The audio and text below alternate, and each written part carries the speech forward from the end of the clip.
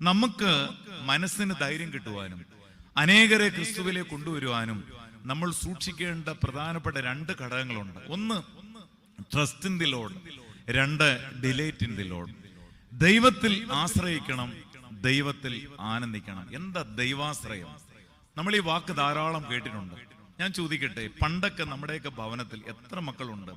8, 10, 12, 14 മക്കളാണ്. പൂർവികർക്കറിയാം. ആ 14 മക്കളിൽ ഏതാണ്ട് 8 വരെ പെൺമക്കളായിരിക്കും. പക്ഷെ ഏതെങ്കിലും അപ്പനോ ഏതെങ്കിലും അമ്മയോ ആത്മഹത്യ ചെയ്യുമോ? ഏതെങ്കിലും കുടുംബത്തിൽ നിരാശയുണ്ടോ?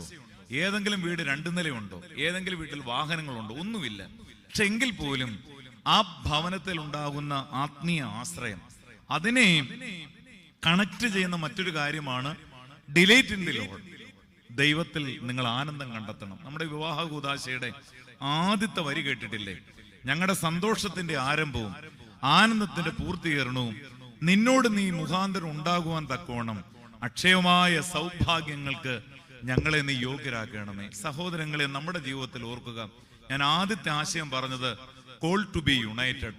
അനേകരെ ക്രിസ്തുവിൽ ഒന്നാക്കി തീർക്കുന്ന വലിയൊരു ദൗത്യത്തിന്റെ പ്രധാനപ്പെട്ട 2 ഘടകങ്ങളാണ് trust in the Lord, 2, delight in the Lord. ദൈവത്തിൽ നന്നായി ആശ്രയിക്കണം, ദൈവത്തിൽ നന്നായി ആനന്ദിക്കണം. ഈ പരിശുദ്ധന്മാരുടെയും ശുദ്ധിമതികളുടെ എല്ലാം പ്രാർത്ഥനയിൽ ആഴമായി കാണുന്ന ഒരു ദൈവിക കടപ്പാടെന്തെന്നറിയാമോ? അവർക്ക് ദൈവത്തോട് ആശ്രയം മാത്രമല്ല, ആ ദൈവാശ്രയത്തിൽ അനേകരെ ക്രിസ്തുവിലേക്ക് കൊണ്ടുവന്നു. എന്തുകൊണ്ടായി പരുമലയിലും ഗീവർഗീസ് സഹോദരയുടെ പെരുന്നാളിനും മാതാവിന്റെ പെരുന്നാളിനൊക്കെ ധാരാളം പേർ ഇതിനെ വിലക്കാറുണ്ട്. അത് കൂടുതലും ക്രൈസ്തവരുടെ സമൂഹം തന്നെ. പക്ഷെ ഇതെത്ര വിലക്കിയിട്ട് എന്തുകൊണ്ടാണ് ഈ വിശുദ്ധന്മാരുടെ പെരുന്നാളിന് മറ്റു മതസ്ഥർ പോലും കൈകൂപ്പിക്കൊണ്ട് പരുമലയിലും ഈ പെരുന്നാളിനെല്ലാം വന്ന് നേർച്ചയിടുന്നത്?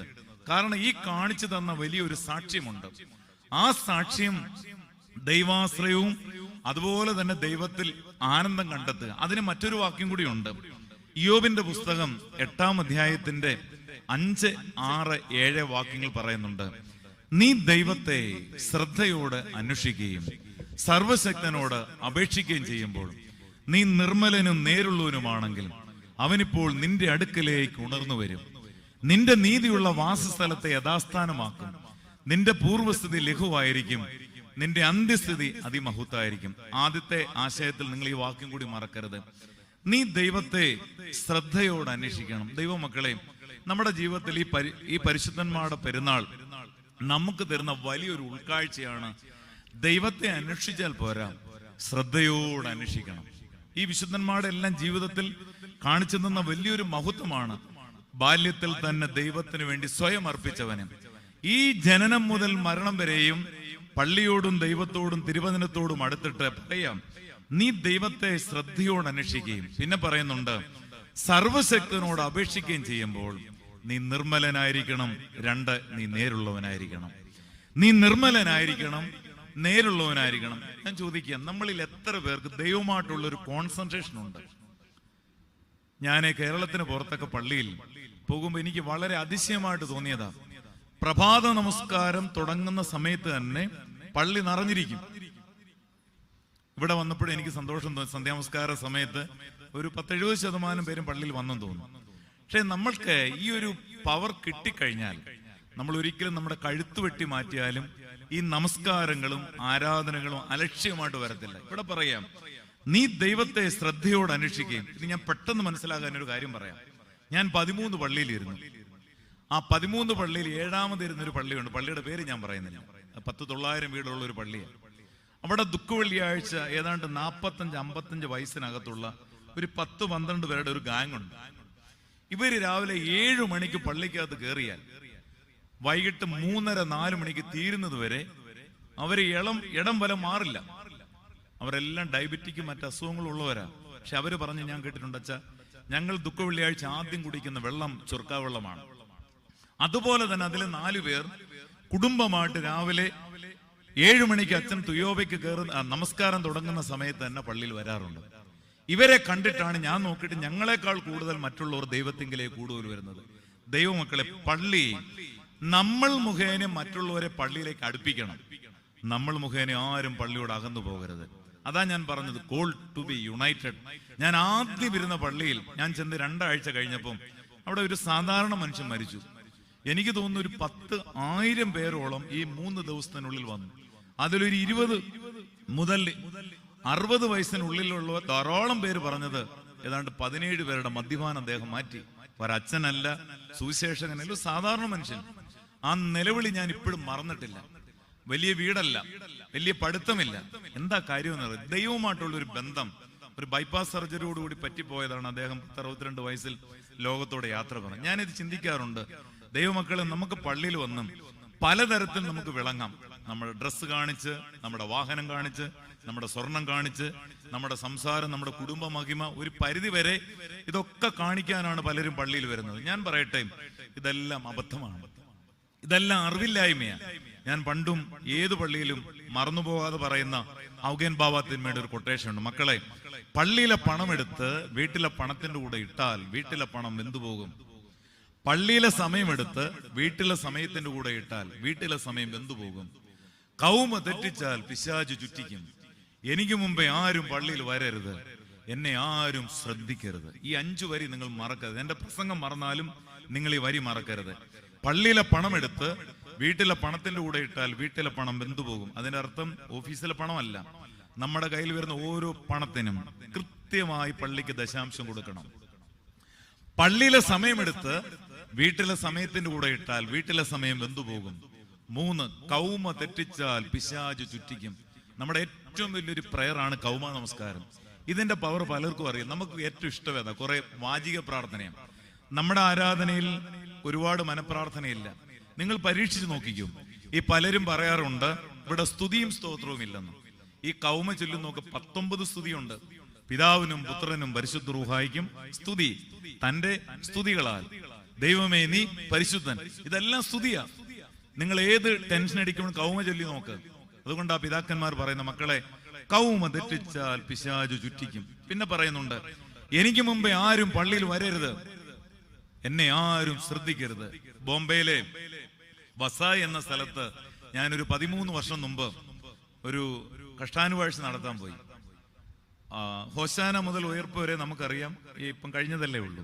ദീർഘനേരമുള്ള രാത്രി നമസ്കാരം, ഉച്ച നമസ്കാരം, സായാഹ്ന നമസ്കാരം, ധ്യാനം, ഇതിനെല്ലാം ഒരു കുടുംബം വന്നു. 3 പെൺകുട്ടികൾ. അവര് 4:30 അവിടെ നിന്ന് ഇറങ്ങി 20 കിലോമീറ്റർ കഴിഞ്ഞാണ് ഈ പള്ളിയിൽ എത്തുന്നത്. ഇവർ ഒരാഴ്ച ലീവ് എടുത്ത്, ഭാര്യയ്ക്ക് മാത്രം കാലിന് സ്വാധീനമില്ല, അവർ ബാക്കി ബെഞ്ചിലിരിക്കുക. ബാക്കി ഈ ഹസ്ബൻഡും ഈ ദേഹവും 3 പെൺകുട്ടികളും എല്ലാം കൂടെ നമസ്കാരം ഫുൾ അറ്റൻഡ് ചെയ്യും. അതുകൂടാതെ ഫ്രീ ടൈമിലെല്ലാം ഫാനെല്ലാം തുടച്ചു കൊടുക്കുക. ദുഃഖ വെള്ളിയാഴ്ച വെളുപ്പിലെ വന്നു. എല്ലാവരും കഞ്ഞി കുടിച്ചിട്ടാണ് അവർ കുടിച്ചത്. പിന്നെ ഞാൻ നോക്കിയപ്പോൾ ആ സ്പൂണെല്ലാം അവർ വീണ്ടും കഴുകി തുടച്ചു കൊടുക്കുന്നു. അവിടെ പള്ളിമൂപ്പനുണ്ട്, പള്ളി തുടയ്ക്കാൻ ആളുണ്ട്, എല്ലാം ഉണ്ട്. ഞാൻ അച്ഛനോട് ചോദിച്ചാൽ ഈ ഫാമിലി ഏതാണ്? അച്ഛൻ പറഞ്ഞ ലാസ്റ്റ് ഡേ ടൈറ്റസ് അച്ഛൻ അവിടെ ആണ് ഫുഡ്. അന്നേരം ഞാൻ പരിചയപ്പെടുത്താം. പക്ഷെ ലാസ്റ്റ് ദിവസം അവിടെ ചെന്നപ്പോഴാണ് എനിക്ക് മനസ്സിലായത്, ഒരു 2 പോലീസുകാർ വെളിയിൽ നിൽപ്പുണ്ട്. ബോംബെയിലെ സിറ്റി പോലീസ് അസിസ്റ്റന്റ് കമ്മീഷണറാണ് അദ്ദേഹം. ബ്രാഹ്മണനായിരുന്നു. നമ്മുടെ പള്ളിയിൽ ചേർന്ന് 8 വർഷം ട്രസ്റ്റി, 10 വർഷം സെക്രട്ടറി, കുറെ വർഷം കമ്മിറ്റി മെമ്പർ. പക്ഷെ അദ്ദേഹം പറയാ, അച്ഛാ എനിക്കിഷ്ടം ഈ ട്രസ്റ്റിയോ സെക്രട്ടറിയോ മത്സരത്തിനൊന്നുമില്ല, എന്നെ ആക്കിയാൽ ഞാനാകും. പക്ഷെ എനിക്ക് അതിനേക്കാൾ ഇഷ്ടം എനിക്കും എൻ്റെ മക്കൾക്കും എൻ്റെ പള്ളി തുടച്ചു കൊടുക്കാനാണ്. എൻ്റെ യഹോവയുടെ ആലയത്തിൽ വാതിൽ കാവൽക്കാനായി ഇരിക്കുന്നത് എനിക്ക് ഏറെ ഇഷ്ടം. ദൈവമക്കളെ, ഇങ്ങനെയുള്ള ഒരാളല്ല, എത്രയോ പേർ നമ്മുടെ പള്ളിയിലുണ്ട്, നമ്മുടെ സമൂഹത്തിലുണ്ട്. നമ്മുടെ പേരും പെരുമ എടുക്കാൻ ആരും പള്ളി വരരുത്. അതാ ഞാൻ പറഞ്ഞത്, എനിക്ക് മുമ്പേ ആരും പള്ളിയിൽ വരരുത്, എന്നെ ആരും ശ്രദ്ധിക്കരുത്. ആലോചിച്ച് നോക്ക്, ഇന്നും തീഷ്ണമായി ആരാധനയിലും നമസ്കാരത്തിലും ദൈവവചനത്തിലും എത്ര പണമുണ്ടെങ്കിലും എത്ര പഠിത്തമുണ്ടെങ്കിലും ഒരുങ്ങി വന്ന് കണ്ണുനീരൊഴുക്കുന്ന ധാരാളം പേരുണ്ട്. ആ കണ്ണുനീരിന്റെ ഫലമാണ് നമ്മൾ ഇന്ന് അനുഭവിക്കുന്നത്. മറിച്ച് ചെറുപ്പക്കാരുടെ സമൂഹത്തിൽ ഇന്ന് കോപ്രായങ്ങളുടെ കോലമാണ്. കല്യാണത്തിനായാലും നമ്മുടെ പെൺകുട്ടികളും ആൺകുട്ടികളും പോയി പള്ളിക്കകത്തും പുറത്തും കല്യാണം നടക്കുമ്പോഴെല്ലാം സെൽഫി എടുത്തും ആവശ്യമില്ലാതെ കൂട്ടുകെട്ടുകളും ബന്ധങ്ങൾ, ഇതൊക്കെ നാളെ കണക്ക് പറയേണ്ടി വരും. ഞാനിത് പറയാനുള്ളൊരു കാര്യം, നമുക്ക് ദൈവം തന്നിരിക്കുന്ന ഒരു ജീവിതമുണ്ട്. ആ ജീവിതത്തിന് ഹഡ്സൺ ടൈലർ പറയുന്ന 3 കാര്യമുണ്ട്. It is God's will. എല്ലാ പ്രിയപ്പെട്ടവരും ആലോചിക്കണം, എൻ്റെ ദൈവമേ, ഞാൻ ഇറങ്ങിത്തിരിക്കുന്ന ഓരോ വഴിയും എൻ്റെ ദൈവത്തിന് ഇഷ്ടമാണോ? 2, whether it is loose my life in spirit. ഈ വഴിയിലൂടെ എൻ്റെ ദൈവീകത നഷ്ടപ്പെടുമോ? 3, വാട്ട് ഈസ് ഇറ്റ് എൻഡ്? ഇതിന്റെ അവസാനം എന്താണ്? ഒന്നുകൂടെ ഞാൻ പറയാം. എല്ലാ പ്രിയപ്പെട്ടവരും രാവിലെ എഴുന്നേറ്റാൽ ഉടനെ ചിന്തിക്കണം, ദൈവമേ, ഈ വഴി എന്റെ ദൈവത്തിന് ഇഷ്ടമാണോ? ഈ വഴിയിലൂടെ എന്റെ ദൈവീകത നഷ്ടപ്പെടുമോ? 3, ഇതിന്റെ അവസാനം എന്താണ്? ഇല്ലെങ്കിൽ സദൃശ്യവാക്യങ്ങളിൽ റിപ്പീറ്റ് ചെയ്യുന്ന ഒരു വാക്യമുണ്ട്. 14, 12, 16, 25. ഒരു വഴി മനുഷ്യന് ചൊവ്വായി തോന്നും, അതിന്റെ അവസാനമോ മരണ വഴികളത്രേ. ഒരു വഴി മനുഷ്യന് ചൊവ്വായി തോന്നും, അതിന്റെ അവസാനമോ മരണ വഴികളത്രേ. There is a way which seems right to a man, but it ends the way to death. ഒരു വഴി മനുഷ്യന് ചൊവ്വായി തോന്നും, അതിന്റെ അവസാനമോ മരണ വഴികളത്രേ. അതുകൊണ്ട് ഈ ദൈവവചനമൊക്കെ കേട്ടിട്ട് ഓർക്കുക, എന്നെ കൊണ്ട് ഈ പള്ളിയിൽ, ദൈവമേ, ഒരാൾ പോലും ഞാൻ മുഖേന പള്ളിയിൽ നിന്ന് അകലരുത്. ചിലർ പറയുന്നത് കേട്ടിട്ടില്ല, അച്ഛാ, ചിലരുടെ സ്വഭാവം കണ്ടാൽ എനിക്ക് പള്ളിയിലോട്ട് അടുക്കാൻ പറ്റില്ല. ഇത് രണ്ട് തെറ്റാ. നമ്മൾ പള്ളിയിൽ നിന്ന് മറ്റുള്ളവരെ അകറ്റരുത്, മറ്റുള്ളവരെ നോക്കിക്കൊണ്ട് പള്ളിയോട് അടുക്കാനും പോകരുത്. നമുക്ക് നോക്കാനുള്ളത് turn to God and rejoice in hope. അവങ്കലേക്ക് നോക്കിയവർ പ്രകാശിതരായി, അവരുടെ മുഖം ഒരു നാളും ലജ്ജിച്ചു പോയിട്ടില്ല. നിങ്ങൾ എൻ്റെ പള്ളി, ഇപ്പൊ ഞാൻ ഇളമ്പൽ പള്ളിയില്ല, നിങ്ങൾ ആരെ വേണമെങ്കിലും വിളിച്ചു ചോദിച്ചു, പള്ളിക്കകത്തോട്ട് വെള്ളിയാഴ്ച പ്രാർത്ഥനയ്ക്കോ കുർബാനയ്ക്കോ പ്രസംഗത്തിനോ വന്നാൽ ഒരാൾ സംസാരിക്കാൻ ഞാൻ സമ്മതിക്കില്ല. എനിക്ക് ഇരുന്നാലും ഇരുന്നില്ലേലും. ദേവാലയത്തിൽ വെള്ളിയാഴ്ച പ്രാർത്ഥനയ്ക്ക് വരും, വന്നിരുന്ന ഒരു പാട്ട്, 2 വർത്തമാനം, പിന്നെ വിശേഷം ചോദിക്കും, പിന്നെ ഫോൺ എടുത്തുകൊണ്ട് ഇറങ്ങും. നമ്മളിത് എവിടാ വരുന്നത്? നമ്മുടെ കുടുംബ പ്രാർത്ഥനയിൽ ദൈവമക്കളെ, എനിത്തിങ് പ്രസന്റ്, നീറ്റ്ലി പ്രസന്റ്. പ്രാർത്ഥിച്ചാൽ നന്നായി പ്രാർത്ഥിക്കണം. കാലം ചെയ്ത മാത്യുസ് ബാവ തിരുമേനി പറയും, മോനെ, നന്നായി പ്രാർത്ഥിക്കുന്നവർ നന്നായി ജീവിക്കും, നന്നായി ജീവിക്കുന്നവർ നന്നായി പ്രാർത്ഥിക്കും. ഒന്ന് പറഞ്ഞേ, നന്നായി പ്രാർത്ഥിക്കുന്നവർ നന്നായി ജീവിക്കും, നന്നായി ജീവിക്കുന്നവർ നന്നായി പ്രാർത്ഥിക്കും. സിമ്പിൾ വരിയല്ല ഇത്. ഒന്നുകൂടെ പറഞ്ഞേ, നന്നായി ജീവിക്കുന്നവർ നന്നായി പ്രാർത്ഥിക്കും, നന്നായി പ്രാർത്ഥിക്കുന്നവർ നന്നായി ജീവിക്കും. അങ്ങനെ നമ്മുടെ തലമുറ കണ്ട് വളരട്ടെ. നമ്മുടെ എല്ലാം ജീവിതത്തിൽ ചില മെസ്സേജ് തരുന്നവരുണ്ട്, അല്ലേ? അത് തന്നെയാണ് ഏറ്റവും വലുത്. നമ്മുടെ പള്ളിയിൽ വരുന്നത്, നമ്മൾ ബൈബിൾ വായിക്കുന്നത്, കുർബാന കൊള്ളുന്നത്. ഞാനിത് പറയുമ്പോഴും തെറ്റിദ്ധരിച്ച് കളയരുത്. നമ്മുടെ പെരുന്നാളുകളൊക്കെ തന്നെ വേണ്ടാന്ന് പറയുന്നത്. ഇന്നലെ എന്റെ പള്ളിയിലെ റാസയായിരുന്നു, ചെറിയൊരു ചെണ്ട, ബാക്കി 650 പേർ മെഴുകുതിരിയും പിടി. ഞാൻ പറഞ്ഞു, നിങ്ങൾ ഒരു പ്രാവശ്യം ഞാൻ പറയുന്ന പോലെ കേട്ടെ. മുമ്പിൽ കുരിശും അതിന്റെ പുറകിൽ ഒരു ഗായക സംഘം പാടിക്കൊടുത്തു. ഭംഗിയായിട്ട് എല്ലാവരുടെ സഹതായി ഞങ്ങൾക്ക് വേണ്ടി അപേക്ഷിക്കണമേ. പള്ളിക്കകത്ത് കയറി ഫുൾ ആള് നിന്ന് ആശീർവാദം കൊടുത്തു. ഞാൻ പറഞ്ഞു, വേറെ കാരണം ഇത് നമ്മൾ പഠിക്കണം. ഇതെന്താ ഈ പെരുന്നാൾ? ഒരു വിശുദ്ധന്റെ രക്തസാക്ഷിത്വമാ. നമ്മുടെ അപ്പൻ രക്തം വാർന്ന് ചാവുമ്പോൾ നമ്മൾ അവിടെ തുള്ളിച്ചാടുവോ? ചാടില്ല. അപ്പൊ നമുക്കൊരു ക്വാളിറ്റി ഉണ്ടായിരിക്കണം, നമുക്കൊരു ദൈവികമായ ശുശ്രൂഷ ഉണ്ടായിരിക്കണം. ഇത് മറന്നിട്ട് നാളെ ലോകവും അതിന്റെ മോഹവും ഒഴിഞ്ഞു പോകും. ദൈവത്തിന് ഇഷ്ടം ചെയ്യുന്നവനോ എന്നേക്കും നിലനിൽക്കും. ഇന്ന് ധാരാളം പേരിൽ കണ്ടുവരുന്ന ഒരു പ്രത്യേകത എന്ന് പറയുന്നത്, എങ്ങനെ തിന്നുക, കുടിക്കുക, ആനന്ദിക്കുക, നാളെ ചാകുമല്ലോ. ഇപ്പം ഫ്രീ ടൈമിൽ ഇരുന്നാൽ സ്ത്രീകളുടെ എല്ലാം പരിപാടിയാണ് വിഭവസമൃദ്ധമായ ഫുഡുകൾ ഉണ്ടാക്കി യൂട്യൂബിലൂടെ കൊടുക്കുക. വേറെ ഒരു ജോലിയില്ലയോ? കഴിക്കാനുള്ളതൊക്കെ എന്തെങ്കിലുമൊക്കെ ഉണ്ടാക്കിക്കോ. യേശുക്രിസ്തു എന്താ ചെയ്യുക? മക്കളെ, കൂട്ടുവാൻ വല്ലതുകൊണ്ടോ? വയറൊന്നും നിറയാൻ അത്യാവശ്യം ആഹാരങ്ങൾ വേണം. പക്ഷേ നമ്മളിന്ന് ബേക്കറിയിൽ പോയാലും മറ്റു പോയാലും ഇത് മാത്രമേ ഉള്ളൂ ജീവിതം. വേറെ എന്തെല്ലാം ചെയ്യാൻ പ്രിയമുള്ളവരെയും? നമ്മുടെ കുടുംബത്തിന്റെ മുറ്റത്ത് എത്ര പച്ചക്കറി നടാം, എന്തെല്ലാം ജോലികൾ ചെയ്യാം, എന്തെല്ലാം ധാർമ്മികതകൾ ചെയ്യാം. പരിസരത്ത് എന്താ ഇന്ന് അമ്മ വീടുകൾ കൂടിയിരിക്കുന്നത്?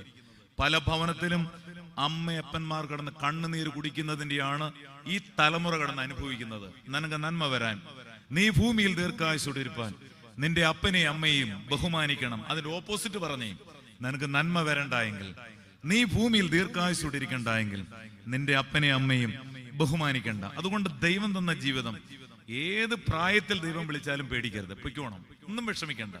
ഇപ്പൊ ഞാൻ തന്നെ അച്ഛനായി 22 വർഷമായി. ഞങ്ങൾ 6 പേരാ, 3 ആണും 3 പെണ്ണും. എന്റെ പ്രസംഗത്തിന് എല്ലായിടവും വരുന്ന എന്റെ 2ാമത്തെ ജ്യേഷ്ഠനുണ്ട്. അദ്ദേഹമാണ് വാഹനം ഓടിച്ചുകൊണ്ട് എല്ലായിടവും വരുന്നത്.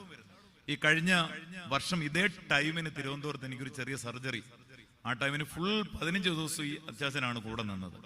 ഈ കഴിഞ്ഞ തിരുവോണത്തിന്റെ തലേ സൺഡേ പള്ളി വന്നപ്പോ ഞാൻ പ്രസംഗത്തിന് പറഞ്ഞു, നമ്മൾ മാവേലിയെ പോലെ നമ്മൾ ഒരാളൊന്ന് കുനിഞ്ഞു കൊടുത്താൽ അനേകർക്ക് ഓണമായി മാറും, അല്ലേ? ഒരാളൊന്ന് കുനിഞ്ഞ ഭൂമിയിലോട്ട് താണപ്പോഴാണ് എല്ലാവർക്കും ഓണമായി മാറിയത്.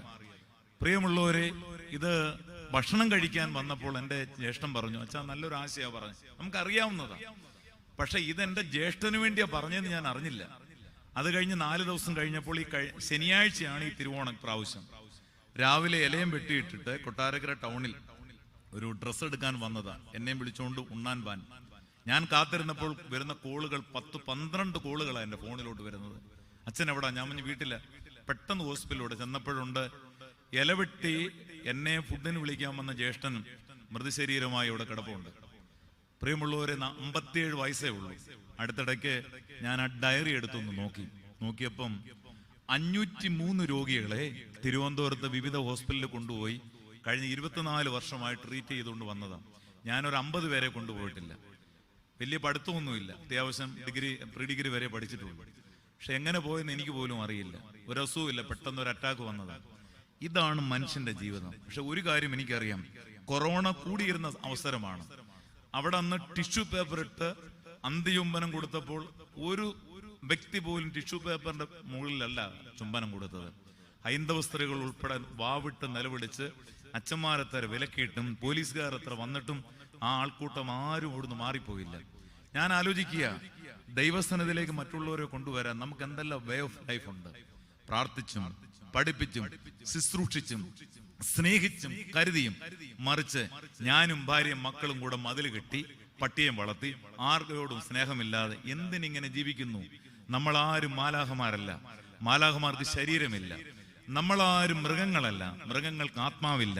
ഇത് രണ്ടും കൂടി ചേരുന്ന മനുഷ്യ നിനക്ക് തരുന്ന ആയുസ്സിൽ എന്ന് വിളിച്ചാലും അനേകരെ ഏതെങ്കിലും തരത്തിൽ യേശുവിനെ കാണിച്ചു കൊടുക്കണം. യേശു പറഞ്ഞു, ഞാൻ നഗ്നനായിരുന്നു, നിങ്ങൾ എനിക്ക് വസ്ത്രം തന്നില്ല.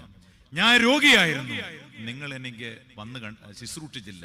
ഞാൻ തടവറയിലായിരുന്നു, നിങ്ങൾ എന്നെ വന്ന് കണ്ടില്ല. യേശുവേ, ഇതെപ്പോഴാണ്? നിങ്ങളിൽ എളിയവർക്ക് ചെയ്യുന്നതെല്ലാം എനിക്ക് ചെയ്യുന്നു. നിങ്ങളിൽ എളിയവർക്ക് ചെയ്യുന്നതെല്ലാം എനിക്ക് ചെയ്യും. ഒരു സംഭവം കൂടെ പറയട്ടെ, സംഭവങ്ങൾ ചേർത്ത് പറയല്ല. ഞങ്ങളുടെ തലൂർ പള്ളിയാണ് എൻ്റെ ഇടവക. അവിടെ 90 വയസ്സുള്ള സൺഡേ സ്കൂളിന്റെ 55 വർഷം പൂർത്തീകരിച്ച ഹെഡ് മാസ്റ്ററായിട്ടിരുന്ന എൻ്റെ കുടുംബത്തിലെ ഒരു അപ്പച്ചനുണ്ട്. അദ്ദേഹം ഈ അടുത്തിടയ്ക്ക് മരിച്ചപ്പോൾ മറ്റ് ഹൈന്ദവ സഹോദരങ്ങൾ വരെ പറയാം, ഈ നാട്ടിൽ ഈശ്വരനെ കാണിച്ച വ്യക്തിയാണ്. അദ്ദേഹത്തിന്റെ ഡെഡ് ബോഡി എടുത്തത് ഹൈന്ദവ സഹോദരങ്ങളാണ്. അവിടൊക്കെ എന്തെല്ലാം ചെറിയ ചെറിയ വിഷയങ്ങളുണ്ട്. പക്ഷെ ആ മനുഷ്യന്റെ സ്വഭാവം ഒരാളോട് ദേഷ്യപ്പെടുന്ന കണ്ടിട്ടില്ല. പള്ളി പൊതുയോഗത്തിൽ അച്ഛൻ എഴുന്നേറ്റ പിന്നെ ആരും ഒന്നും മിണ്ടില്ല, ആരോടും കോപിക്കാറില്ല. സൺഡേ സ്കൂൾ കുഞ്ഞുങ്ങളെല്ലാം മക്കളെ പോലെ കണ്ടു. ഏതാണ്ട് 10 മക്കളുള്ള ആ കുടുംബത്തിൽ 10 പേരും വലിയ ഉയർച്ചയൊന്നും ഇല്ലേലും ആ അപ്പൻ 10 മക്കളെ നിർത്തി പ്രാർത്ഥിക്കാൻ പഠിപ്പിച്ച ആ ദേശത്തിനൊരു വിളക്കായിരുന്നു. സന്ധ്യയ്ക്ക് 6 മണിക്ക് അതിലെ പോയാൽ ആ കുടുംബത്തിലെ പ്രാർത്ഥന കേൾക്കാം. പാട്ടാണ് മെയിൻ പാടുന്നത്, നല്ല ദേവനെ ഞങ്ങൾ എല്ലാവരെയും പ്രാർത്ഥന കേൾക്കണമേ.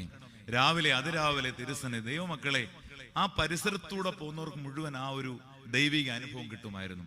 അടുത്തിടയ്ക്ക് അദ്ദേഹം ലോകത്തോട് യാത്ര, ആ മക്കളെല്ലാം ദൈവീകമായി ഉയർത്തപ്പെട്ടു. ഞാനിത് പറയാനുള്ളൊരു കാര്യം, നമുക്ക് തരുന്ന ആയുസ്സിൽ എത്ര പ്രായത്തിൽ ദൈവം വിളിച്ചാലും നമ്മുടെ ഏറ്റവും വലിയൊരു ദൗത്യമാണ് കോൾ ടു ബി യുണൈറ്റഡ്. നമ്മുടെ മക്കളെ, നമ്മുടെ ഇടവകയെ, നമ്മുടെ സമൂഹത്തെ, ഈശ്വരനെ, ദൈവത്തെ, അള്ളാഹുവിനെ കാണിച്ചു കൊടുക്കേണ്ട ആത്മീയ ദൗത്യം നമുക്കുണ്ട്. അതാണ് ഞാൻ പറഞ്ഞത്, കോൾ ടു ബി യുണൈറ്റഡ്. ഇനി മറ്റൊരു കാര്യം കൂടി ചേർന്ന് പറയട്ടെ. ഞാൻ പറഞ്ഞല്ലോ, ഡിലൈറ്റ് ഇൻ ദി ലോർഡ്. നമ്മുടെ മുഖത്ത് സൗന്ദര്യം എന്ന് പറയുന്ന കറുപ്പും വെളുപ്പൊന്നുമല്ല. Sum total of all behaviour is equal to personality എന്ന. നമ്മുടെ ജീവിതത്തിൽ നമ്മളെ കാണുന്നവർക്ക് വീണ്ടും കാണാൻ തോന്നണം. അതാണ് ഏറ്റവും വലിയ വ്യക്തിത്വം. നമ്മളെ കാണുന്നവർക്ക് വീണ്ടും കാണുവാൻ തോന്നും. ഇന്നും കണ്ടിട്ടില്ലേ, നമ്മുടെ പള്ളിയിലൊക്കെ പണ്ട് ഈ പലരും വന്ന് കുർബാന കഴിയുന്ന എത്ര മണിക്കാണ്? ഏതാണ്ട് 11:30-12 മണിക്കാണ്. ഇന്നത് ചുരുങ്ങി 11 10:30 10 9:30. പല പള്ളി ചിലപ്പോൾ 8:30 തീർന്നെങ്കിൽ പള്ളി അടക്കിയ. ഇത് എവിടെ കൊണ്ട് തീരും? സൺഡേ ദേവാലയം തുറന്നിടേണ്ടതാണ്. സാഹചര്യത്തിൽ നമുക്ക് ലോക്ക് ചെയ്യുന്നെങ്കിൽ പോലും അവസരം കിട്ടുന്നെങ്കിൽ പള്ളി തുറന്നിട്ട് ആരാധിച്ച് നമുക്ക് വയ്യ, തീരെ വയ്യ. എത്രയും പെട്ടെന്ന് കുർബാന തീർത്ത്. അതുകൊണ്ട് ദൈവം ആയുസ്സും ചുരുക്കിയില്ലേ. 110, 100, 80, 60 ആർക്കും എഴുന്നേറ്റ് നടക്കാനും വയ്യ. പണ്ട് അങ്ങനല്ല. ചെറിയ പള്ളികൾ, വലിയ മൈക്കില്ല, ഗായസംഘമില്ല, സാഹചര്യമില്ല. പക്ഷേ വൈദികരുടെ കുർബാനയ്ക്ക് തിങ്ങി നിറഞ്ഞു നിന്നുകൊണ്ട് ആരാധന അർപ്പിച്ചതും അതിന്റെ പിന്നിൽ ആത്മീയ സൗഗന്ധത്തോടു കൂടി നിന്ന ഒരു കാലഘട്ടമുണ്ട്. അതെല്ലാം മാറിയിട്ട് നമുക്ക് ഇന്നെല്ലാം ഇപ്പം കുർബാനയ്ക്ക് പോലും നമ്മുടെ പാരമ്പര്യം അനുസരിച്ച് കസേരയിടാൻ അനുവാദമില്ല. പക്ഷെ ഞാൻ ഉൾപ്പെടെയുള്ളവർക്ക് ഇന്ന് നിൽക്കാൻ വയ്യ. നമുക്ക് കുർബാനയിൽ പോലും ഓർക്കണം, മനസ്സാക്ഷിക്ക് വയ്യാങ്കിൽ മാത്രമേ നിങ്ങൾ ഇരിക്കാവൂ. അതിന് പ്രായമൊന്നുമില്ല. അല്ലെങ്കിൽ ശുശ്രൂഷക്കാര് ചൊല്ലുന്നുണ്ട്, അടക്കത്തോടും ഭയത്തോടും വണക്കത്തോടും വെടിപ്പോടും വിശുദ്ധിയോടും സ്നേഹത്തോടും സത്യവിശ്വാസത്തോടും നല്ല ദൈവഭക്തോടും കൂടെ നിന്നുകൊണ്ട്, സക്കായി നിന്നുകൊണ്ട് ദൈവമക്കളെ പള്ളിയിൽ വന്നും ഇപ്പം കുർബാനയ്ക്ക് അർപ്പിയും കുറെ കഴിയുമ്പോൾ നടുവേദന എടുക്കും, കാലുവേദന എടുക്കും. പക്ഷെ ഇതെല്ലാം കഴിഞ്ഞ് അവസാനം പുരോഹിതൻ ഒരു കാല് താഴോട്ട് വെച്ചിട്ട് പറയുന്നുണ്ട്, നിങ്ങൾ സമാധാനത്താൽ പോവുക. ആ വാക്ക് പറയുമ്പോൾ, ഒരു കുരിശ് വരയ്ക്കുമ്പോൾ നമ്മുടെ നടുവേദന മാറും, കാലുവേദന മാറും. അടൂർ കരുവാറ്റപ്പള്ളിയിൽ ഒരു സ്ത്രീ എന്നോട് പറഞ്ഞത്, അച്ഛാ ഞാൻ ശരിക്ക് ആർത്രൈറ്റിസ് പ്രോബ്ലം ഉള്ള ഒരു വ്യക്തിയാണ്.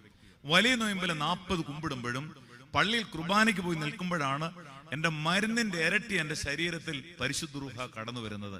അലസത കൂടുമ്പോഴല്ല, ആത്മീയത കൂടുന്നത് അധ്വാനത്തിലൂടെ ആയിരിക്കണം. അവിടെയാണ് നമ്മുടെ ആത്മീയ വെളിച്ചം. നമ്മളൊന്ന് ആലോചിച്ച് നോക്കൂ പ്രിയമുള്ളവരെയും.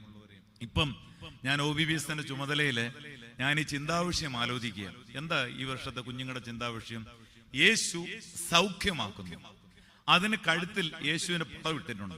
ഒരു ചരടിനകത്ത് യേശുവിന്റെ പടം സൂക്ഷിച്ചാണ് കുഞ്ഞുങ്ങളെല്ലാം OBBSന് വരുന്നത്. ഞാൻ പറഞ്ഞു, ഈ ബാഡ്ജ് കഴുത്തിൽ വന്നപ്പം നമ്മുടെ മുഖത്തെ ബാഡ്ജ് അങ്ങ് മാറി ഇല്ലേ? ഇപ്പം വലിയ നിർബന്ധമൊന്നുമില്ല മാസ്ക് ധരിക്കാൻ.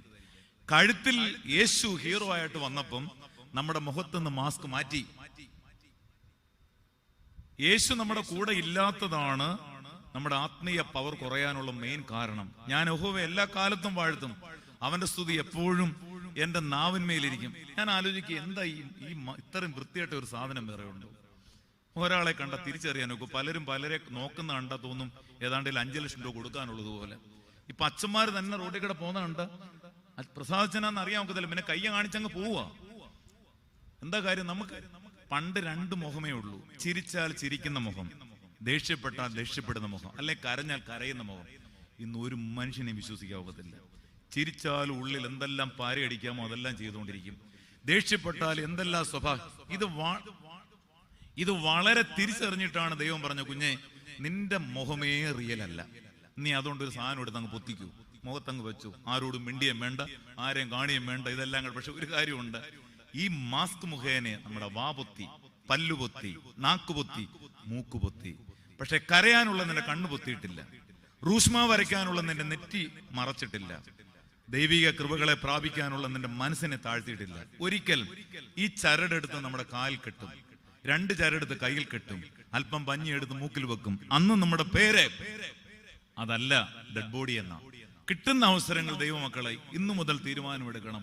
എന്റെ ദൈവമേ, ഞാൻ ഏത് കുടുംബത്തിലായാലും ഏത് സാഹചര്യത്തിലായാലും എന്നെ കാണുന്നവർ, പള്ളിയിൽ വരുമ്പോഴും പ്രാർത്ഥിക്കുമ്പോഴും കുടുംബത്തെ, എന്റെ മക്കൾ എന്നെ കണ്ട് വളരണം, എന്റെ ദേവാലയത്തിൽ എന്നെ ഒരു മാതൃകയാക്കി മാറ്റണം. അവിടെയാണ് ഞാൻ ഈ വാക്യം പറഞ്ഞത്, കോൾ ടു ബി യുണൈറ്റഡ്.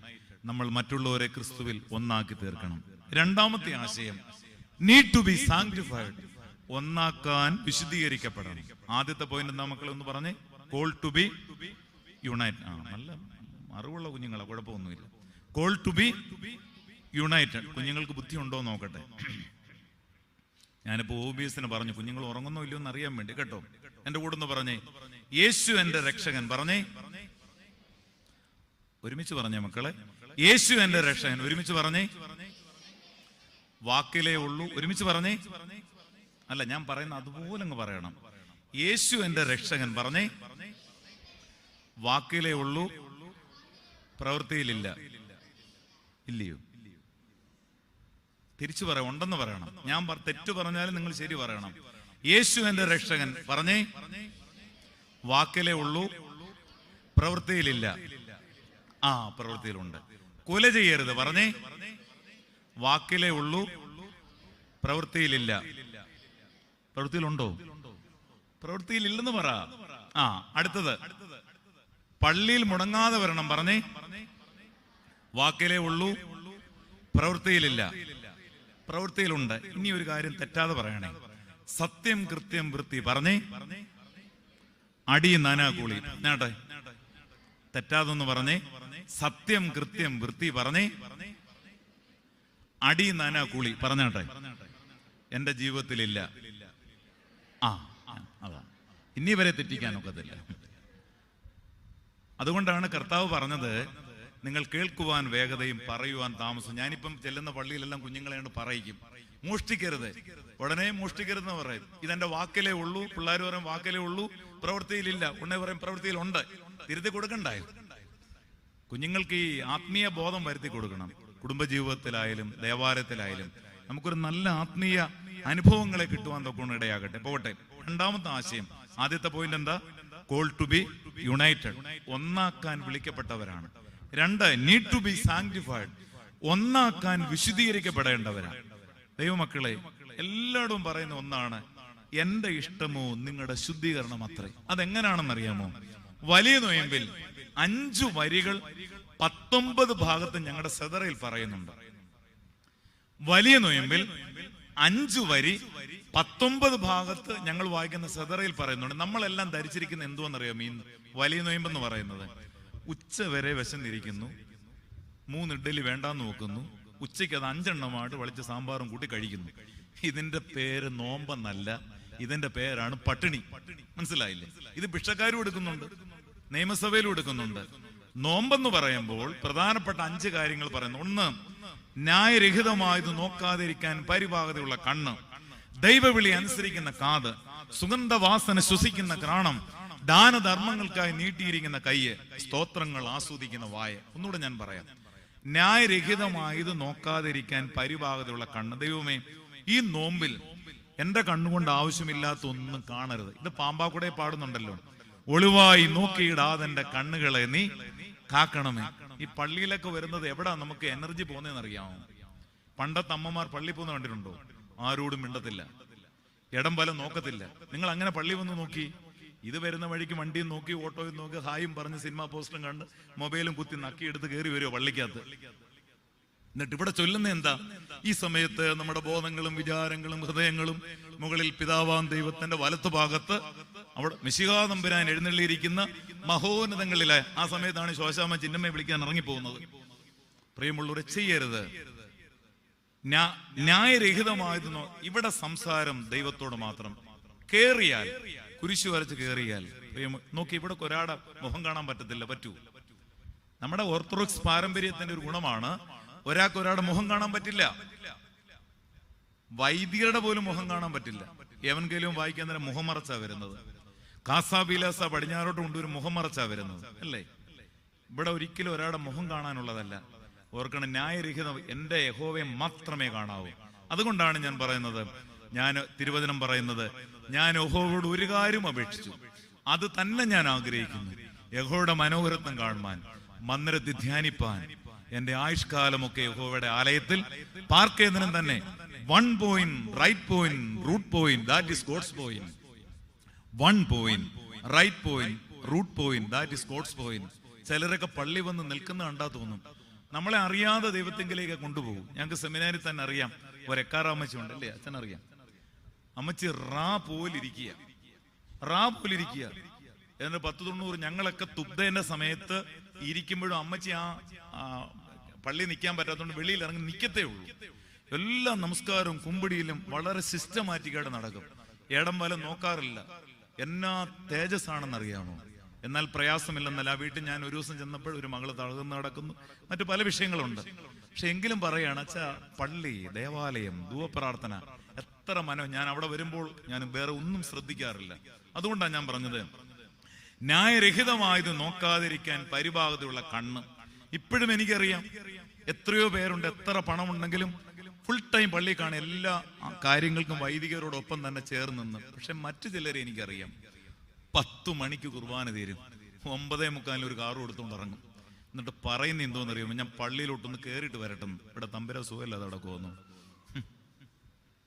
ഞാൻ പള്ളിയിലോട്ടൊന്ന് കയറിയിട്ട് വരട്ടെ. എന്നിട്ട് ഇവിടെ വന്നൊരു ചാവിയും കറക്കി ഓഫീസിലും കയറി, ഇവിടെ കയറി ഒരു ഫോണും ചെയ്ത്. നിങ്ങൾ എവിടെ വരുന്നത്? മറക്കരുത്. പിണങ്ങിയാലും എനിക്ക് പ്രശ്നമൊന്നുമില്ല. ന്യായരഹിതമായത് നോക്കാതിരിക്കാൻ പരിപാകതയുള്ള കണ്ണ്. 2 പറയുന്നുണ്ട്, ദൈവവിളി അനുസരിക്കുന്ന കാത്. നോമ്പിൽ നിന്നുയരും വാസനയും പകരം, നോമ്പിൽ നിന്നുയരും വാസനയും പകരം. നമ്മൾ അറിയാതെ പള്ളിയിലൊക്കെ വന്ന് നിൽക്കുമ്പോൾ നമ്മുടെ കുറെ പ്രയാസങ്ങൾക്ക് പരിശുദ്ധ റൂഹ റിപ്ലൈ തരും. എത്ര പേർ സാക്ഷ്യം പറഞ്ഞിട്ടുണ്ടെന്ന് അറിയാം. അച്ഛാ, ചില ശനിയാഴ്ച ദിവസം ഉറക്കാൻ കിടക്കും, ഉറക്കം വരില്ല. പക്ഷെ പിറ്റേന്ന് രാവിലെ പള്ളി വന്ന് അച്ഛന്റെ കുർബാനയൊക്കെ ഒന്ന് കണ്ട് അത് കഴിയുമ്പോൾ എനിക്കറിയില്ല ആ വിഷയങ്ങൾ എവിടെ മാറുമെന്നറിയില്ല. അതാണ് പവർ. പ്രിയമുള്ളവർ, അതിന് ഇന്നൊരു ഡേഞ്ചറസ് ഒരു കുഴപ്പം പറ്റിയിട്ടുണ്ട്. ഇന്ന് പലരും കുർബാനയ്ക്ക് വിലയിടുന്നത് അച്ഛനിട്ട കാപ്പ, അച്ഛൻ ചൊല്ലിയ ഹൂത്തോമോ, അച്ഛൻ ചൊല്ലിയ സെതറ, ഇതിനൊന്നും ഇമ്പോർട്ടൻസ് അല്ല. എല്ലാം ഒരേ ഇമ്പോർട്ടൻസാ. കുർബാന അർപ്പിക്കുന്നത് ആരാ? അച്ഛന്മാരല്ല. അതാ നിങ്ങൾ പഠിക്കേണ്ടത്. കുർബാന അർപ്പിക്കുന്നത് വൈദികരല്ല, യേശുക്രിസ്തുവാണ്. പാപമില്ലാത്തവനായ നമ്മുടെ കർത്താവ് പാപികളായ നമുക്ക് വേണ്ടി മനസ്സോടെ മരണം അനുഭവിക്കാൻ തയ്യാറായപ്പോൾ തന്റെ കൈകളിൽ, അച്ഛന്മാരുടെ കയ്യിലല്ല, തന്റെ കൈകളിലാണ് അപ്പം എടുത്ത് വാഴ്ത്തുന്നത്.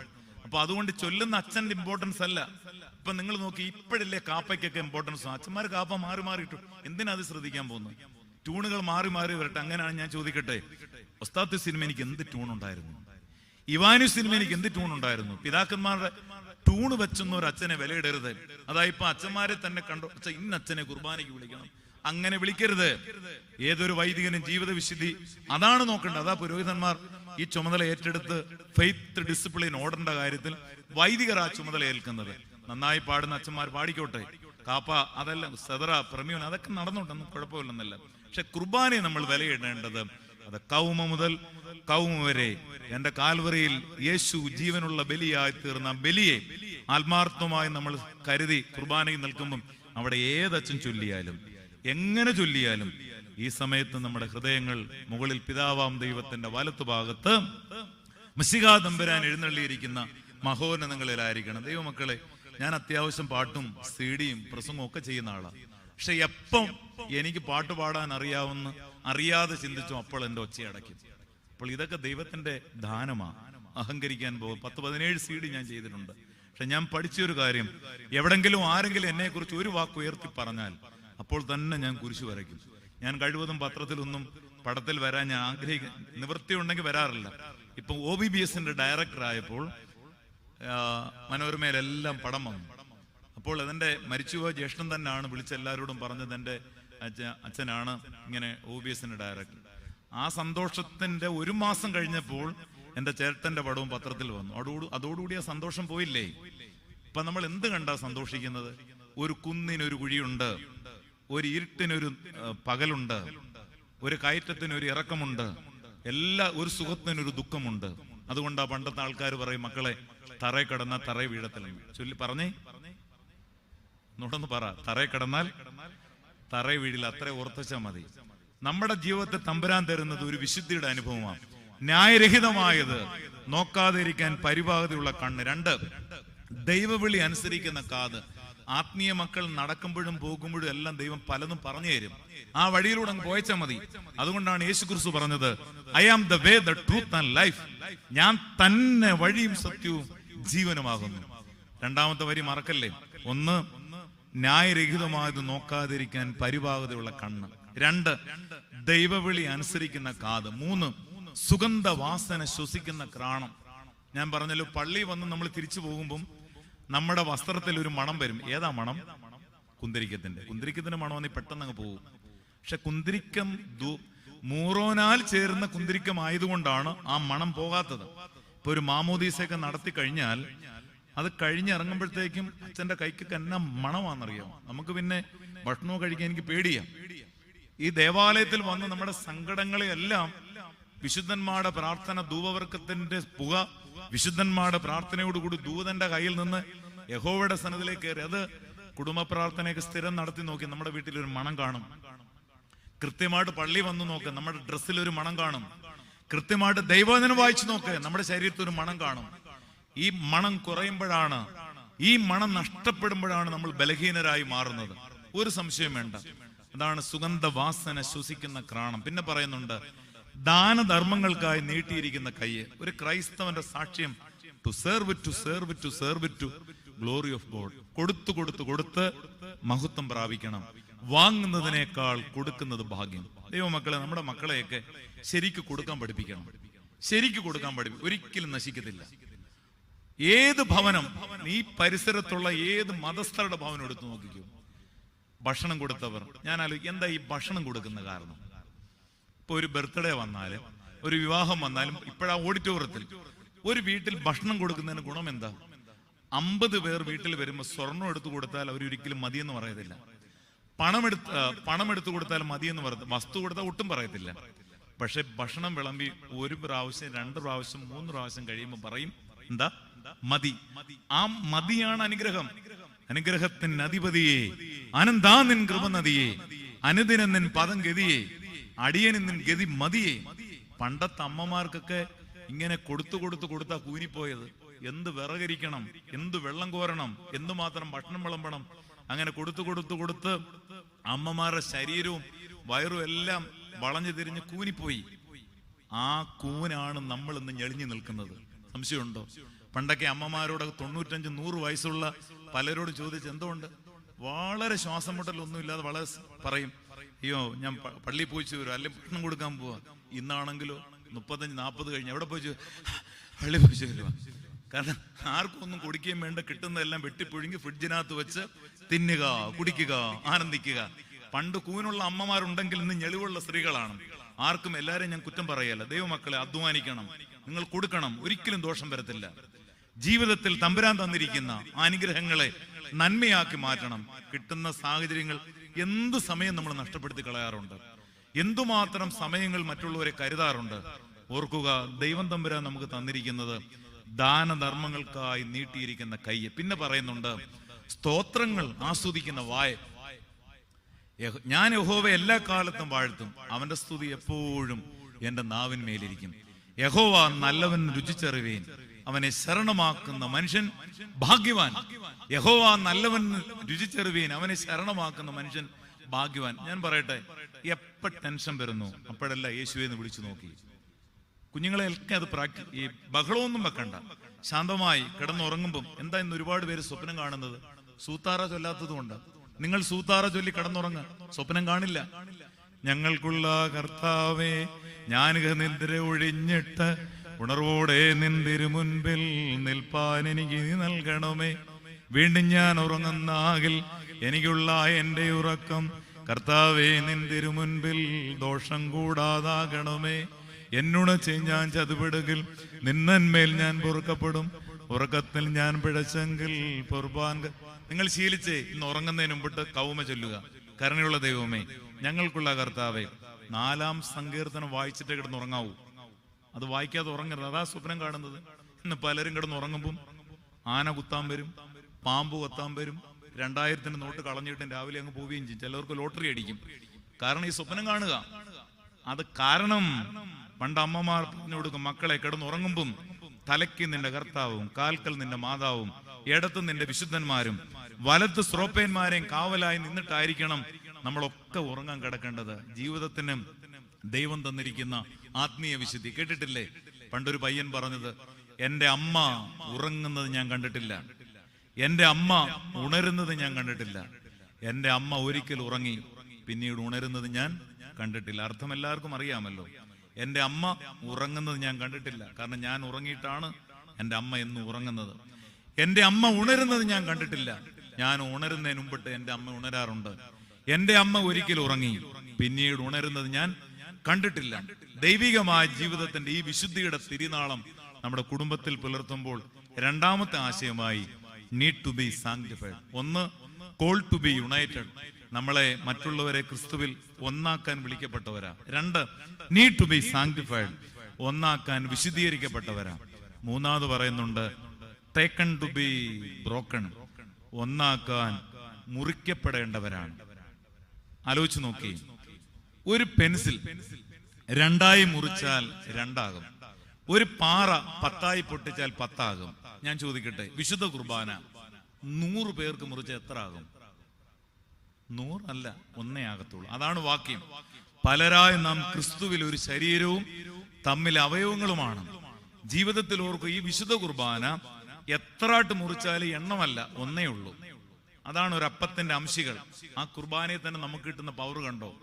ഞാൻ ലോകത്തിന്റെ പ്രകാശം, ഞാൻ നല്ല ഇടയനാകുന്നു, ഞാൻ സാക്ഷാൽ മുന്തിരിയുള്ള എന്റെ പിതാവ് തോട്ടക്കാരനുമാകുന്നു, ഞാൻ വാതിലാകുന്നു, ഞാൻ വഴി സത്യവും ജീവനുമാകുന്നു, ജീവന്റെ അപ്പമാകുന്നു, പുനരുത്ഥാനവും ജീവനുമാകുന്നു. ഞാനിത് പറയാൻ കാര്യം, ഒരു സ്ത്രീ ഒരിക്കലും സാക്ഷ്യമായിട്ട് പറഞ്ഞത്, അച്ഛാ എൻ്റെ ഭർത്താവ് ഗൾഫിലായ സമയത്ത് ഞാൻ ആദ്യമൊക്കെ ദൈവത്തെ വിളിച്ചു, പിന്നീട് പണം കൂടിയപ്പോൾ ഞാൻ ദൈവത്തെ അങ്ങ് മറന്നു, പിന്നെ പ്രാർത്ഥനയില്ല, പിന്നീട് എനിക്ക് തന്നെ എന്തോ ആയെന്നൊരു സംതിങ് ആയി, മാരകമായ അസുഖം 2 പ്രാവശ്യം വന്നു. എന്താന്ന് നിങ്ങൾക്ക് അറിയാം, ക്യാൻസർ.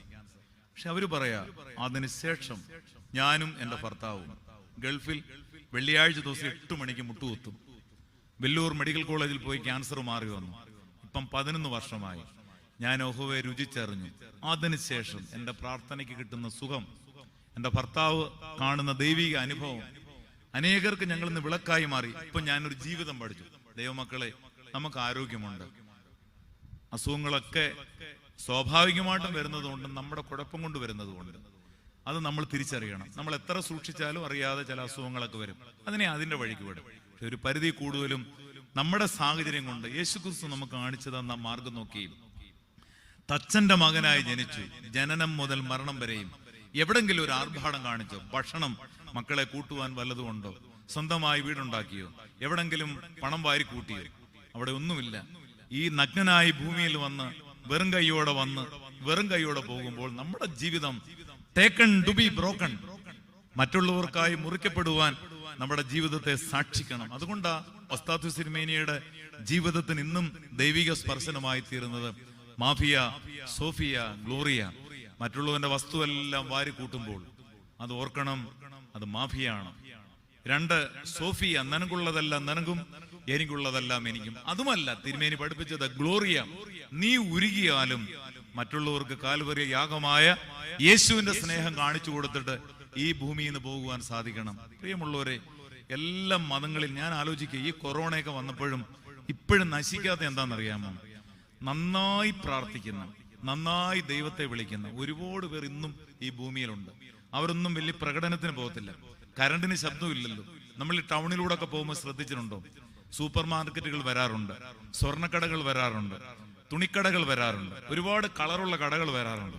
പക്ഷെ കളറൊന്നും അടിക്കാത്ത ചില 11 kV ലൈനുകൾ ആരും കാണാതെ പോകും. അതിന് കളറില്ല, അതിന് ശബ്ദമില്ല. പക്ഷെ അതിന്റെ ശബ്ദം അറിയണമെങ്കിൽ, അതിന്റെ പവർ അറിയണമെന്ന് തൊട്ട് നോക്കിയാൽ മതി. തൊടണ്ട, അടുത്തൂടെ പോയാൽ മതി. ഇതുപോലാണ് ചില മനുഷ്യർ പള്ളിയിലൊക്കെ വന്ന് ആരും അറിയാതെ പൊട്ടനെ പോലെ നിൽക്കും. പക്ഷെ എന്തുമാത്രം ദൈവത്തെ വിളിക്കുന്നവരാണെന്നറിയാം. ഇത് ഈ പള്ളിയിലും ഉണ്ടെന്ന് എനിക്കറിയാം, നമ്മുടെ ചുറ്റുപാടുമുണ്ട്. അവരുടെ പ്രാർത്ഥനയുടെ ബലമാണ് നമ്മൾ നിൽക്കുന്നത്. Prayer is power, prayerless man is a powerless man. എനിക്ക് ദൈവം തരുന്ന ആയുസ്സിൽ, പ്രിയമുള്ളവരെ, ഞാനിത് കുടുംബജീവിതവുമായിട്ടും ഒന്ന് ബന്ധിപ്പിച്ചിട്ട് ഞാൻ പ്രസംഗം അവസാനിപ്പിക്കാം. Taken to be broken. എത്രയോ ഡിവോഴ്സുകൾ നടക്കുന്നുണ്ട്. ഏതാണ്ട് 10-20% ഡിവോഴ്സുകൾ സാഹചര്യം കൊണ്ട്. പക്ഷെ അതിൽ ഞാൻ പറയട്ടെ, കൂടുതലും കുടുംബജീവിതത്തിൽ എനിക്ക് ദൈവം തന്ന ഭാര്യ, ദൈവം തന്ന ഭർത്താവ് എന്ന് കണ്ടു നോക്കി. ഞാൻ ചോദിക്കുകയാണ്, വിവാഹ കൂദാശ അവസാനിക്കുന്ന എപ്പോഴാ? ഒന്ന് പറയാമോ? വിവാഹ കൂദാശ അവസാനിക്കുന്ന എപ്പോഴാ? രജിസ്റ്ററിൽ ഒപ്പിടുമ്പോഴാണോ ഭക്ഷണം കഴിക്കുമ്പോഴാണോ? പറഞ്ഞേ. 2 സമയത്തും അല്ല കേട്ടോ. രജിസ്റ്ററിൽ ഒപ്പിടുമ്പോഴും അല്ല, ഭക്ഷണം കഴിക്കുമ്പോഴും അല്ല. 2 പേരിൽ ഒരാൾ മരിക്കുമ്പോഴാ. ഇരുമയല്ല വരി ധരമേലൊരു നാളും ഏക ശരീരം പോൽ വാഴണമെന്നാളും ആദിയിലഖിലേശൻ നരനെ സൃഷ്ടിച്ചു. അവനൊരു സഖിയുണ്ടായി, അവനൊരു തുണയുണ്ടായി. കണ്ടിട്ടില്ലേ? കല്യാണം മണവാളന്റെ മണവാട്ടിയുടെയും കൈ പിടിച്ച് യോജിപ്പിച്ചിട്ട് അതിന്റെ അടിയിൽ അച്ഛന്റെ കൈയും കൂടെ വെക്കും. കണ്ടിട്ടുണ്ടോ? ഇല്ലയോ? കല്യാണത്തിന് പോയിട്ടുണ്ടോ? ഉണ്ട്. മണവാളന്റെയും മണവാട്ടിയുടെയും വലത്ത് കൈ പിടിച്ച് യോജിപ്പിച്ച് അതിന്റെ അടിയിൽ അച്ഛന്റെ കൈയും കൂടെ വെക്കും. എന്നിട്ട് അവിടെ ഒരു 5 വരി പറയുന്നുണ്ട്. ആർക്കെങ്കിലും ആ വരി ഒന്ന് പറയാമോ? പറയുന്നവർക്ക് ഈ വാച്ച് തന്നേക്കാം. ആരും പറയല്ല, എനിക്കൊരു വാച്ചേ ഉള്ളൂ, ഞാനങ്ങ് പറയാം. അതായത്, മക്കളെ, അവിടെ വിവാഹ ഉദാശിക്ക് മക്കളെ എന്ന് വിളിക്കുന്ന അവിടെ മാത്രമേ ഉള്ളൂ. മക്കളെ, നിങ്ങളിപ്പോൾ നിൽക്കുന്നത് ജീവമേശ. നോക്കിയേ, ടേക്കൺ ടു ബി ബ്രോക്കൺ. വിശുദ്ധ കുർബാന മുറിക്കുന്ന ത്രോണോസിന് മുമ്പാകെയാണ് നിൽക്കുന്നത്. മക്കളെ, നിങ്ങൾ ഇപ്പോൾ നിൽക്കുന്നത് ജീവമേശ. കല്യാണം കഴിഞ്ഞു, ഇനി മേലാൽ നിങ്ങൾ ഈ കുർബാനയും പള്ളിയും മറക്കരുത്. ഇതിന് സാക്ഷ്യമായിട്ട് നിൽക്കുക. സ്ലീബ, കുരിശിനെ മറക്കരുത്. മണവാളൻ തൻ മകുടം തിരുമുൾമുടിയോടു സദൃശ്യം, മണവാട്ടിയുടെ മകുടം സതിമാർ മുടിയോടു സദൃശ്യം. മണവാള, നിന്റെ തലയിൽ വെക്കാൻ പോകുന്ന കിരീടം ഇത് മുൾക്കിരീടത്തിന് തുല്യമാണ്. അച്ഛാ, എനിക്ക് അന്ന് മനസ്സിലായില്ല, ഇപ്പൊ ഏറെക്കുറെയൊക്കെ മനസ്സിലായി. മണവാട്ടിയുടെ മകുടം സതിമാർ മുടിയോട് സദൃശ്യം. പിന്നെ പറയുന്നുണ്ട് ജീവമേശ സ്ലീബ വെടിപ്പുള്ള ഏവൻഗേലിയോൻ. സഹോദരങ്ങളെ, കല്യാണം കഴിയുമ്പോൾ ട്രസ്റ്റി അച്ഛൻ ഒപ്പിട്ട് ഒരു ബൈബിൾ കൊണ്ട് അച്ഛൻ്റെ കൊടുക്കും. വലിയ കാര്യത്തിൽ തിരുമേനിയും കൊണ്ടോ അച്ഛന്മാർ ആരെങ്കിലും വലിയ കാര്യത്തിൽ രണ്ടുപേരുടെയും കൈ കൊടുക്കും. ഇത് പലരും ഓഡിറ്റോറിയത്തിൽ കളഞ്ഞിട്ടങ്ങ് പോവുകയും ചെയ്യും. ബാക്കിയുള്ള ചപ്പും ചവറും ഡാൻസും എല്ലാം അവിടെ നടക്കും. മറക്കരുത്, ബൈബിൾ വായിക്കണം. ഇന്നൊരു തീരുമാനം എടുക്കണം. 20 മിനിറ്റ് ബൈബിൾ വായിക്കാതെ കിടന്നുറങ്ങരുത്. നിങ്ങളെല്ലാവരും വലത് കൈ നെഞ്ചത്തോടങ്ങ് വെച്ച് അച്ഛനാ പറയുന്നത്, വെച്ച് തീരുമാനമെടുത്ത് 1-2 ദിവസമൊക്കെ മുടങ്ങട്ടെ. എൻ്റെ അനുഭവത്തിലൂടെ ഞാൻ പറയാം. നിങ്ങൾ വിശ്വസിക്കും, 10-600 വാക്യം എനിക്ക് കാണാതെ അറിയാം. 1000 വരെ അറിയായിരുന്നു. എൻ്റെ പള്ളിയിൽ ഒരു സ്ത്രീ 119 സങ്കീർത്തനം കാണാതെ പറയാമോ? അവർക്ക് ജോഷുവാച്ചൻ വന്ന് 1000 രൂപയും കൊടുത്തു. 119 നമ്മൾ ഉഴപ്പുന്ന ഒരു സങ്കീർത്തനം. നിങ്ങൾ ദൈവവചനം വായിച്ചാൽ മതി, ഒരു ടെൻഷനും വരില്ല. വന്നാൽ തന്നെ പോകും. അതുകൊണ്ട് നിങ്ങളെ ഒരു തീരുമാനം ഇനി വലത്തേക്ക് മാറ്റിക്കോ. നിങ്ങൾ ദൈവത്തോട് തീരുമാനം എടുക്കണം.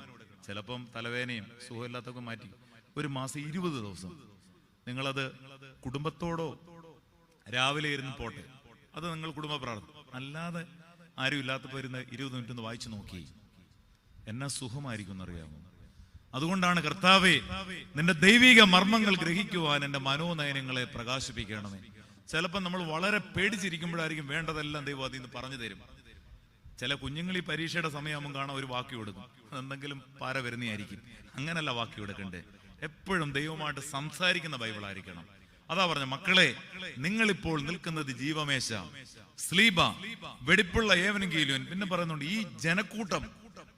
എന്താ ഈ പള്ളിയിൽ ഇത്രയും ജനങ്ങൾ കൂടെ വരുന്നത്? കല്യാണം കഴിഞ്ഞാലേ അവരെയൊക്കെ ഒന്ന് ഓർക്കണം. സാധു കൊച്ചുഞ്ഞുപദേശിയുടെ വീട്ടിൽ ഇന്നും ഒരു ബോർഡുണ്ട്, യേശു വീടിന്റെ നായകനെന്നല്ല, ഞാനും എൻ്റെ കുടുംബവും ഞങ്ങൾ യഹോവയെ സേവിക്കുന്നു അല്ല. ആ മുത്തമ്പാക്കൽ തറവാട്ടിൽ ഒരു ബോർഡുണ്ട്, വിശക്കുന്നവർക്ക് ഇവിടെ വന്ന് ആഹാരം കഴിക്കാം, ക്ഷീണിക്കുന്നവർക്ക് ഇവിടെ വന്ന് വിശ്രമിക്കാം. വിശക്കുന്നവർക്ക് ഇവിടെ വന്ന് ആഹാരം കഴിക്കാം, ക്ഷീണിക്കുന്നവർക്ക് ഇവിടെ വന്ന് വിശ്രമിക്കാം. Worldly മാനുമുണ്ട്, worldly മാനുമുണ്ട്. ലോകപ്രകാരം ജീവിക്കുന്നവരുണ്ട്, വചനപ്രകാരം ജീവിക്കുന്നു. ചില പള്ളിയിലൊക്കെ പെരുന്നാളൊക്കെ ആകുമ്പം അച്ഛന്മാർ പറയും ഇച്ചിരി ഭക്ഷണം അച്ഛന്മാർക്കൊക്കെ കൊടുക്കും. ചില വീട്ടിൽ കൊടുക്കും, 5 പേർക്കായിരിക്കും കൊടുക്കുന്നത്. 50 പേർക്ക് കൊടുത്താലും അത് തീരത്തില്ല അല്ലേ? എത്ര അമ്മമാർക്ക് അറിയാം.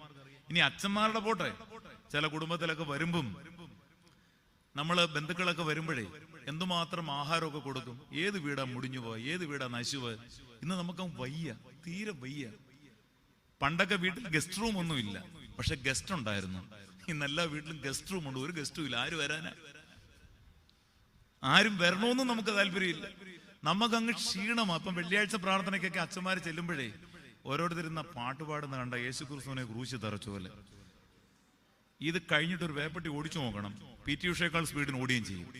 അപ്പൊ നമുക്ക് ഈ വയ്യ എന്നൊക്കെ പറയുന്ന ഒരു പരിധി വരെയും, ഒരു പരിധി, എല്ലാവരുടെയും കാര്യമല്ല ഞാൻ പറയുന്നത്, ഈ കുറെ അലസതയൊക്കെ അങ്ങ് മാറുകയും നമുക്ക് സമൂഹത്തെയും കണ്ണു തുറന്നും. ഇപ്പോഴും നമുക്കറിയാം എത്രയോ കുടുംബങ്ങളുണ്ട്, എപ്പോഴും അയൽപക്കക്കാരുമായിട്ടൊരു നല്ല ബന്ധം പുലർത്തണം. ഒരാവശ്യം വരുമ്പോൾ അവരെ നമ്മുടെ കൂടെ കാണും. കുടുംബ ബന്ധവും അയൽപക്ക ബന്ധവും ഒരിക്കലും കളയരുത്. ഉപദ്യാവ് 1:12 നിന്റെ സഹോദരന്റെ അനർത്ഥം നിന്റെ അനർത്ഥമാണ്, നീ അത് കണ്ട് രസിക്കരുത്.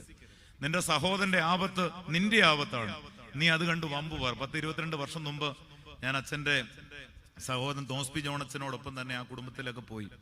എനിക്ക് അന്ന് ചെന്നപ്പം അവിടെ 10-20 വീട്ടിൽ അച്ഛനെ എന്നെ കൊണ്ട് കയറ്റി. എല്ലാവരോട്ടും ഈ കുടുംബങ്ങൾ ഒരു നല്ല ബന്ധം. ഞാൻ അച്ഛനോട് വെച്ച ആ കാലമൊക്കെ പോയി.